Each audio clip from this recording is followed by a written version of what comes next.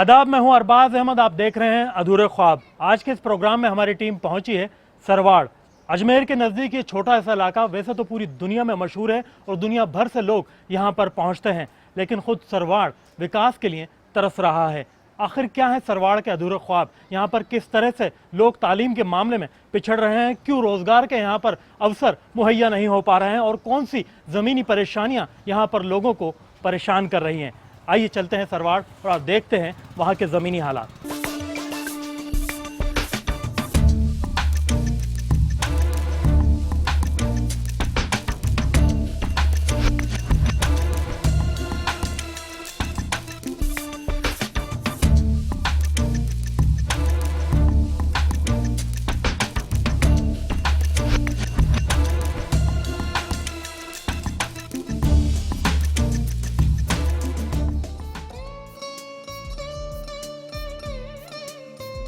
अधूरे ख्वाब की टीम ने रुख किया अजमेर जिले की तहसील सरवाड़ का। सरवाड़ भले ही अजमेर जिले का एक छोटा सा कस्बा हो, लेकिन मुल्क व बैरून मुल्क तक इसकी अपनी एक अलग खास पहचान है। और हो भी क्यों ना, यहाँ हजरत ख्वाजा मोइनुद्दीन चिश्ती रहमतुल्लाह अलैह के बड़े साहबजादे हजरत ख्वाजा फखरुद्दीन चिश्ती रहमतुल्लाह अलैह की दरगाह जो है, जहाँ इन्हें मानने वाले अकीदतमंद देश विदेश से बड़ी तादाद में यहाँ पर आते हैं। जाहिर है यहाँ आने वाले जायरीन के ख्वाब तो दरगाह के सदक़े तुफैल पूरे हो जाते हैं, लेकिन इन जायरीन को यहाँ आने पर किस तरह की परेशानियों से दो चार होना पड़ता है, साथ ही यहाँ रह रहे बाशिंदे तरक्की के मामले में कितना आगे बढ़ पाए हैं, इन्हीं सब बातों को आप तक पहुँचाने की कोशिश करेंगे आज के इस खास प्रोग्राम अधूरे ख्वाब में। आइए तो सबसे पहले चलते हैं हजरत ख्वाजा फखरुद्दीन चिश्ती रहमतुल्लाह अलैह के आस्ताना आलिया पर। हजरत ख्वाजा फखरुद्दीन चिश्ती रहमतुल्लाह अलैह सरकार गरीब नवाज रहमतुल्लाह अलैह के बड़े साहबजादे हैं, और आप उस वक्त यहाँ तशरीफ़ लाए थे जब हिंदुस्तान के अंदर सुल्तान शमशुद्दीन अल्तमिश रहमतुल्लाह अलैह की हुकूमत थी। आपको खेती बाड़ी का करने का शौक़ था, याद इलाही के साथ साथ आप उस वक्त यहाँ तशरीफ़ लाए थे, और तब से लगा कि आज तक आपकी आखिरी आरामगाह भी सरवाड़ शरीफ में ही है।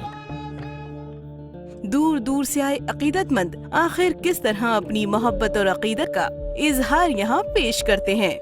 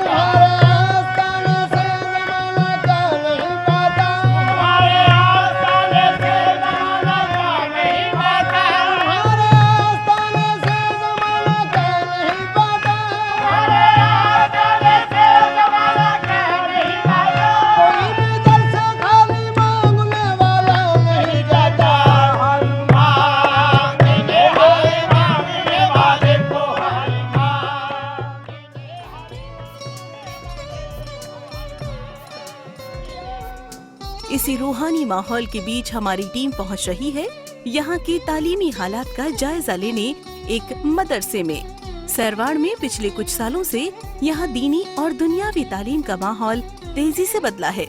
यहाँ लोग न सिर्फ अपने बच्चों को दीनी तालीम से रोशनास कर रहे हैं, बल्कि दुनियावी तालीम का भी मयार यहाँ पर तेजी से बढ़ा है। एक तरफ जहाँ दूर दराज से आए बच्चे कुरान करीम हिफ्ज कर रहे हैं, साथ ही साथ वो दुनियावी तालीम भी बखूबी ले रहे हैं, तो वहीं स्थानीय बच्चे जो स्कूल के साथ साथ उर्दू और अरबी की तालीम हासिल कर रहे हैं, वहीं कुरान की तालीम भी ज़ौक़ और शौक के साथ हासिल कर रहे हैं इस मदरसे से। दीनी तालीम भी ठीक है और असरी तालीम का भी माशाअल्लाह बेहतर इंतज़ाम है यहाँ पर, और दीनी तालीम के लिए भी अभी कुछ साल पहले ये मदरसा कायम किया गया था जिसका नाम दारुल उलूम मोहम्मदिया इस्लामिया है, और इसमें दीनी तालीम का इंतज़ाम है। सरवाड़ में मुस्लिम तबका तालीम को लेकर पहले से काफी जागरूक हुआ है। इसका अंदाजा इस बात से ही आप लगा सकते हैं कि यहाँ पर समाज ने अपने खुद के स्कूल मदरसे खोल रखे हैं ताकि आने वाली पीढ़ी को सही तालीम मिल सके। ऐसे में एक स्कूल नुमा मदरसे में हमारी टीम का जाना हुआ, जो कि राजस्थान मदरसा बोर्ड से पंजीकृत है। यहाँ के जो लोग हैं मदरसे की तालीम के साथ साथ दुनिया की तालीम की तरफ भी उन लोगों का रुझान है। तकरीबन चाहे गरीब घराने को हो या अमीर घराने के हो, अपने हिसाब से हर कोई अपने बच्चों को दुनियावी तालीम भी दे रहे हैं और साथ ही साथ में जो हमारे दीनी तालीम है जिसका हासिल करना ज़रूरी है, इस तालीम को हासिल करने के लिए भी भेजते हैं। और अल्हम्दुलिल्लाह यहाँ के जो मकामी बच्चे हैं काफ़ी तादाद में यहाँ पढ़ने आते हैं।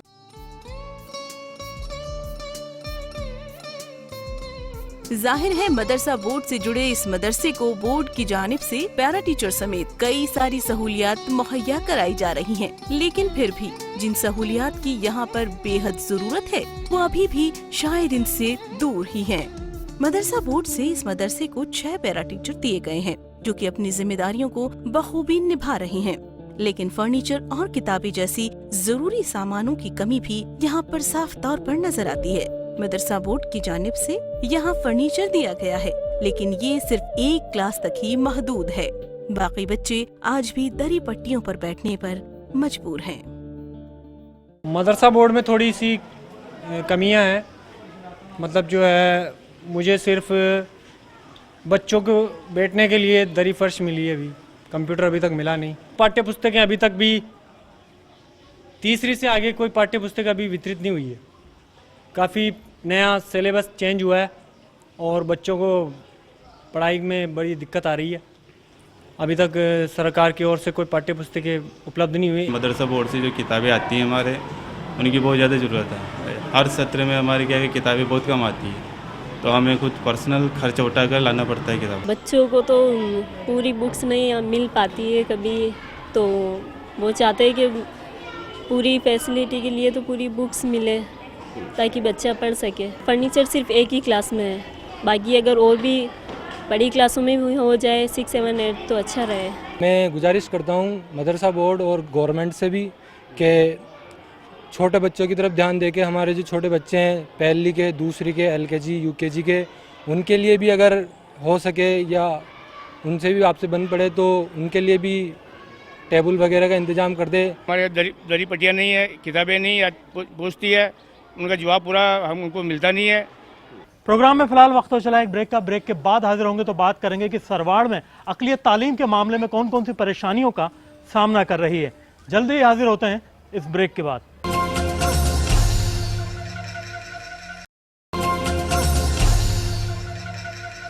ब्रेक के बाद फिर हम हाजिर हैं। आप देख रहे हैं अधूरे ख्वाब। प्रोग्राम के इस हिस्से में हम आपको बताएंगे कि सरवाड़ के अंदर अक़लियत के सामने तालीम से जुड़ी कौन कौन सी चुनौतियां हैं और किस तरह से यहाँ के लोग इन चुनौतियों से जूझ रहे हैं।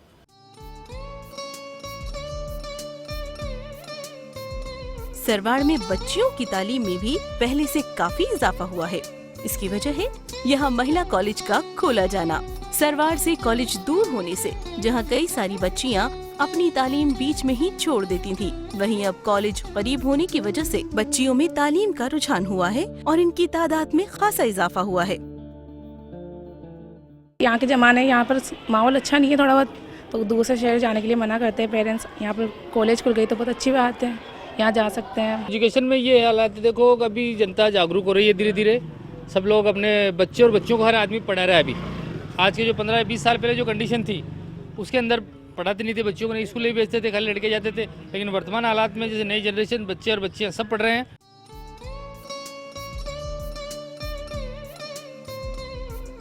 इन तमाम हालात के बीच एक जो बड़ी परेशानी यहाँ मौजूद है वो है गरीब बच्चों की घटती स्कॉलरशिप। यहाँ बच्चों को मिलने वाले वजीफे में पहले से काफी कमी आई है। एक तो महंगाई और ऊपर से गुर्बत। आखिर कैसे पढ़ेंगे ये मासूम बच्चे? घटती स्कॉलरशिप से लोग बेहद मायूस हैं। अल्पसंख्यक छात्रवृत्ति के फॉर्म भरवाए जाते हैं, हम कोशिश करते हैं और अकाउंट वगैरह भी खुलवाते हैं, लेकिन कभी आती नहीं है। कई साल तो लैप्स ही हो गई। स्कॉलरशिप तो इस सत्र की तो आई नहीं अभी तक, और हर सत्र जरूर आती है लेकिन कम ही आती है।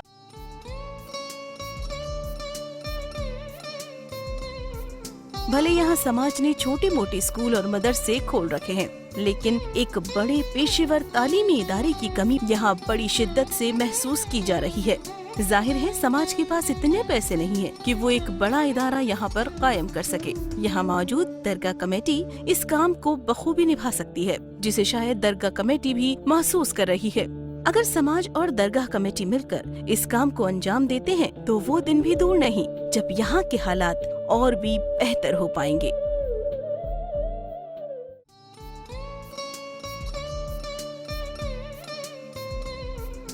सरवाड़ में अगर रोजगार की बात करें तो यहाँ पहले से काफी तब्दीलियाँ देखी जा रही हैं। पहले जहाँ सरवाड़ को गोटे के काम के लिए जाना जाता था, वहीं अब यहाँ पर रोजगार दरगाह के सहारे ही टिका हुआ है।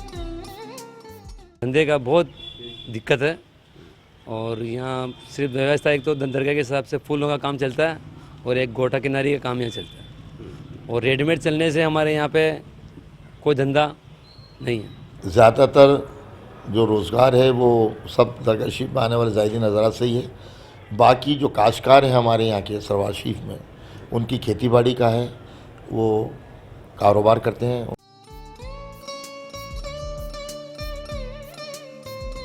सरवाड़ में किसी वक्त गोटे का बड़ा व्यापार होता था। हर घर में जहां पावर लूम लगे थे, वहीं हैंडलूम के सहारे भी काम किए जाते थे। इस काम को न सिर्फ मर्द बल्कि बच्चे, औरतें सब मिलकर कारोबार को आगे बढ़ाते थे। लेकिन पिछले कुछ सालों में ये धंधा लगभग खत्म होने के कगार पर आ गया है। जाहिर है रोजगार बंद होने से न सिर्फ इनकी आमदनी पर असर पड़ा है, बल्कि बड़ी तादाद में यहाँ का आम मुस्लिम तबका बेरोजगार हुआ है। पूरे सरवाड़ में कुछ ही परिवार ऐसे बचे हैं जो इस काम को आज भी कर रहे हैं। हालात तो अब पहले से ज़्यादा ख़राब है और बदतर हो गए इसके खराब।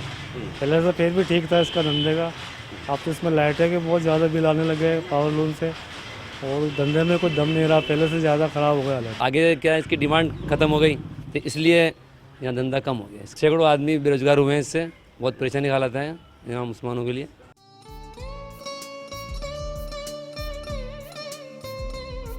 लघु उद्योगों के नाम पर सरवाड़ में ज्यादा कुछ नहीं है। बाजार से जरूर कुछ औरतें दुपट्टे लाकर उन पर लेस बेल लगाने का काम करती हैं, लेकिन ये भी सिर्फ मजदूरी तक ही महदूद है, जिससे सिर्फ इनकी कुछ वक्त की रोजी रोटी ही चल पाती है।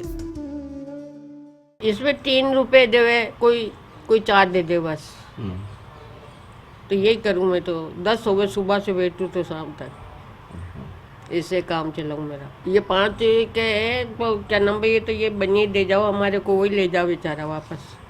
मेरी तो हिम्मत नहीं लाने की, उठाने की। दुपट्टे लगाने का काम है, ये हम लेस लगाते हैं, फूल लगाते हैं। इनमें दिन भर में हम 100-150 रुपये कर लेते हैं। प्रोग्राम में फिलहाल वक्त तो चला एक और ब्रेक का। ब्रेक के बाद हाजिर होंगे तो बात करेंगे कि सरवाड़ के अंदर रोजगार से जुड़ी कौन कौन सी परेशानियों से यहाँ की अकलियत जूझ रही है। जल्दी ही हाजिर होते हैं इस ब्रेक के बाद।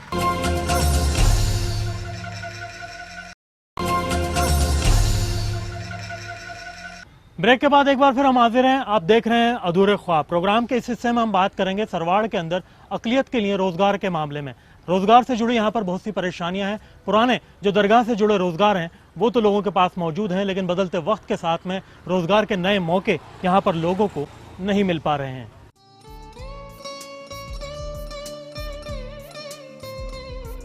जाहिर है सरवाड़ का आम मुसलमान दरगाह के भरोसे ही गुजर बसर कर रहा है। गोटी जैसे कारोबार के बंद होने के बाद आम मुसलमान दरगाह के आसपास फूल, चादर, अगरबत्ती की दुकानें कर रहा है या फिर खाने पीने के चंद छोटे होटल। पर ऐसा भी नहीं है कि यहाँ रहने वाले सभी लोगों को ये रोजगार मिल पाया हो, बल्कि चंद लोग ही ऐसे हैं जो इस पेशे से जुड़े हुए हैं। यहाँ का एक बड़ा नौजवान तबका जो दरगाह के बाहर ठेले और थड़ी लगाया करता था, आज उनके हालात बेहद खस्ता हैं। नगर पालिका ने इन्हें रास्ते से हटाने के बदले इनसे पक्की दुकानें देने के वादे किए थे, लेकिन ये वादे कहाँ गए नहीं मालूम। शायद ये वादे भी कागजों तक ही महदूद रह गए हैं। हमारी दुकान थी यहाँ पे दरगाह मैदान के अंदर, दुकान थी हमारे, मतलब 5-6 साल हो गए। तो यहाँ से नगर पालिका ने दुकान हटा दी हमारी। उन्होंने बोला दुकान आप दुकान हटा लो, यहाँ से आपको दुकान दी जाएगी। ठीक है, उन्होंने कुछ भी नहीं करा। आए दिन ठेलों वालों को परेशान कर रही है, जबकि वादा करा था दुकानें हटा दो, आपको दुकानें 8 बाई 8 की, 8 बाई 10 की आपको दुकानें मिल जाएगी। लेकिन हमें तो आए दिन परेशान करते हैं। यहाँ पे काफ़ी सारी दुकानें हम भाई लोगों की थी, यहाँ पे करीब करीब 150 दुकानें थी, उनको अतिक्रमण के नाम पे हटा दिया गया था और कलेक्टर ने आश्वासन दिया था कि इनको पुनर्वास दिलाया जाए। आज तक किसी को भी पुनर्वास नहीं मिला है और वो लोग ठेले वगैरह के ऊपर मतलब लगाकर अपना जीवन यापन कर रहे हैं। बहुत ही परेशानी में नगर पालिका कभी भी आती है अतिक्रमण के नाम पे उनको परेशान करती है, आगे पीछे करती है, हटाती है।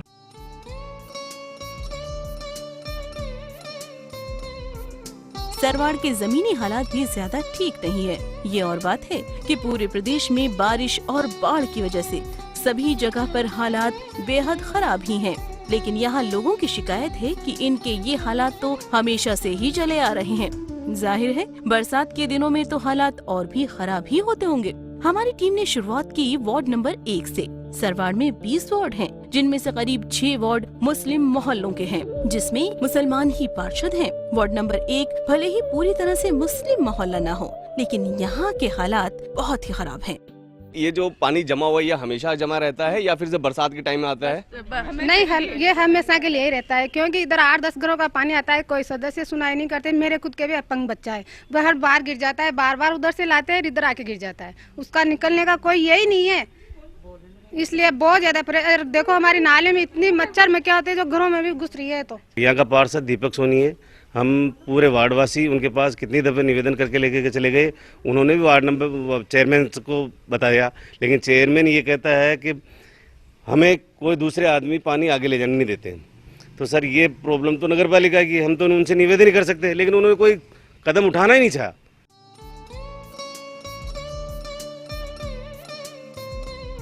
यहाँ से जरा आगे मेन रोड से दरगाह की जानिब जब मुड़ते हैं तो उधर के हालात भी आपको नजर आने लगते हैं। यहाँ मेन रोड से दरगाह की जानिब जाने वाली तमाम सड़कें टूटी पड़ी हुई हैं। हमारी गाड़ी भी सड़कों पर हिचकोले खाते हुए दरगाह शरीफ तक पहुँची। कमाल तो इस बात का है कि मेन रोड से दरगाह के बीच नगर पालिका दरगाह जाने वाली गाड़ियों से 20 रुपए टैक्स के तौर पर लेती है, लेकिन ये पैसे कहाँ खर्च हो रहे हैं इसकी तफसीली मालूमात शायद किसी को नहीं है। कम से कम ये पैसे इन सड़कों पर तो खर्च नहीं किए जा रहे, वरना इन सड़कों की हालत कहीं बेहतर होती। हाईवे से चलते हैं, दरगाह आते हैं अपन, वो रोड आपने देखा होगा 3-3 फीट के गड्ढे हैं वहाँ पे गाड़ियाँ आती है, जायरीनों की फंस जाती है। दरगाह इंटरनेशनल है, लेकिन कोई सुविधा नहीं है पालिका की। यहाँ पे दरगाह क्षेत्र वाला जो वहाँ जोड़ने वाला रोड है, इसके अंदर अभी बारिश के हिसाब से मामला बिगड़ा हुआ है, लेकिन इसकी भी हम नगर पालिका से मांग कर रहे हैं। पूर्व में पेचवर्क कराया था, इसका हमने विरोध किया था कि काम सही नहीं हुआ। अभी सरकार को हमने अवगत करा रहे हैं। इतना रोड खराब हो गया, इतना रोड खराब है, इसका हिसाब नहीं। इधर का चेयरमैन कौन है उससे हम दरखास्त करना चाहते हैं कि ये हम लोग राजस्थान में इतना घूमने को आते हैं तो हमारा घूमने फिरने का मज़ा एकदम खड्डों से ख़राब हो जाता है। खड्डे में गाड़ी कभी इधर डालता है, कभी इधर डालता है, तो वो ड्राइवर को बोलते तो हम क्या करेंगे, रोड ऐसा है। हमने अभी शिकायत की थी PWD जयन से एक्शन से कि भाई ये रोड ख़राब हो रही है, और बाहर से आने वाले जितने भी इंडिया से आदमी आते हैं उनसे रास्ता ख़राब हो रहा है, उसको ठीक कराओ। 1 रुपये यात्री कर का है, सबसे लेते हैं। पार्किंग है 10 रुपये का, तो वो सबसे लेते ही हैं। जितना तय है उतना ही लेते हैं।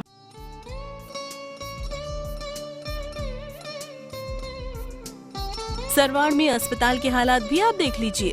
यहाँ एक सामुदायिक स्वास्थ्य केंद्र जरूर मौजूद है, लेकिन ये अस्पताल भी सिर्फ इमारत तक ही सीमित रह गया है, क्योंकि यहाँ कोई डॉक्टर तो है नहीं। रोजाना 300 से 400 के करीब यहाँ पर मरीज आते हैं। इतने मरीजों के बीच सिर्फ एक ही डॉक्टर है यहाँ, वो भी सुबह की शिफ्ट में। बाकी वक्त नर्सों के भरोसे चलता है ये अस्पताल। जाहिर सी बात है, जब डॉक्टर ही नहीं है तो लेडी डॉक्टर कैसे हो सकती है यहाँ। लोगों की मांग है कि यहाँ मेल डॉक्टर के साथ ही लेडी डॉक्टर भी उपलब्ध कराई जाए। यहाँ लगभग 350-400 की OPD होती है डेली। यहाँ मिनिमम 8 तो डॉक्टर की रिक्वायरमेंट है, जबकि एक ही है यहाँ परमानेंट स्टाफ। तो और मैं डॉक्टर ये केकड़ी से तो डेपुटेशन पे लगा हुआ हूँ। डॉक्टर्स तो मेनली सभी चाहिए। अभी तो only general MBBS doctor Akhilesh Palaji हैं। Mainly MD physician, gynaecologist, ortho, ENT, paediatrician और ऑप्थेल्मोलॉजिस्ट, गायनिकोलॉजिस्ट सभी चाहिए। एक भी यहाँ नहीं है।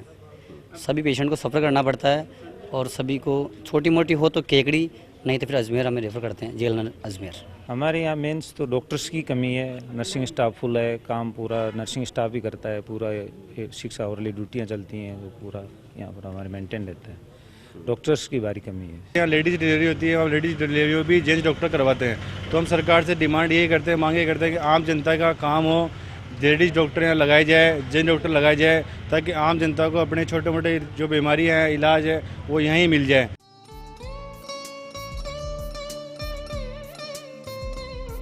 यूं तो हजरत ख्वाजा फखरुद्दीन चिश्ती रहमतुल्लाह अलैह के तुफैल लोगों के ख्वाब पूरे हो रहे हैं।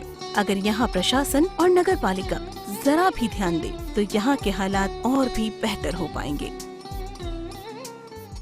तो ये थे सरवाड़ के अधूरे ख्वाब। आपने देखा कि किस तरह से यहाँ की अक़लियत तालीम के मामले में पिछड़ रही है, जिसे आगे लाने के लिए ज़रूरी है कि स्कॉलरशिप जैसी योजनाओं का इन्हें ज़्यादा से ज़्यादा लाभ पहुँचाया जाए, और साथ ही साथ ये भी ज़रूरी है कि इन्हें रोज़गार के मामले में भी आगे लाया जाए। इसके अलावा यहाँ पर जो बुनियादी ज़रूरतें हैं उसके लिए भी बहुत काम करने की ज़रूरत है। फिलहाल सरवाड़ से इतना ही, फिर किसी और शहर, किसी और कस्बे से आपके लिए लेकर हाजिर होंगे अधूरे ख्वाब।